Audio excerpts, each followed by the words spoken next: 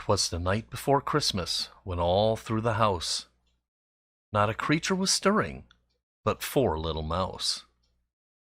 The diecasts were hung by the chimney with care, in hopes that St. Nicholas soon would be there. With George all nestled so snug in his bed, visions of hot rods danced in his head. With Lee in his kerchief and Jim in his cap, we just settled our brains for a long winter's nap. When out on the lawn there arose such a clatter, I sprang from the bed to see what was the matter. Out of the craft room I flew like a flash, tore open the shutters and threw up the sash. The moon on the breast of the new-fallen snow gave the luster of spectraflame to objects below, when what to my wondering eyes should appear but a miniature Vette slamming the hearse into gear. With a sweet red Corvette so fast and so sick, I knew in a moment it must be St. Nick. More rapid than beefeaters his courses they came, and he whistled and shouted and called them by name. Now Mattel, now Matchbox, now Greenlight and M2, to the top of the work table and into the goo. Now paint away, paint away, paint away all. Hot rods go fast if painted by Paul. When the build meets an obstacle, never say die, so it's back to the craft room for just one more try.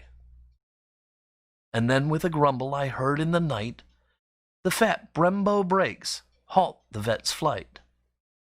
As I drew in my head and was turning around, down the chimney St. Nick came with a bound. He was all dressed in fur from his head to his foot, and his clothes were all tarnished with black exhaust soot. A bundle of red lines was flung on his back, some junk and some new, with some still in their pack. Some cars were all beat, but made kids so merry. Others were hot and perfectly cherry. His droll little mouth was drawn up like a bow, and the beard of his chin was as white as the snow. He had a slight smell of oil and fuel, and none could deny his whip was quite cool. He had Tamiya paints and airbrushes too, and sweet race car toys all shiny and new. Like the 4 horsemen he moved with great skill. To see him in action, it gave me a chill. He spoke not a word and stocked my workbench, leaving the cars and the paints and even a wrench. He looked over at me from right where he stood. He pointed and smiled and told me be good.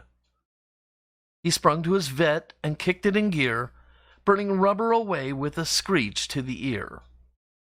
But I heard him exclaim as he raced out of sight, Happy Christmas to all, and to all a good night. Good night, everybody.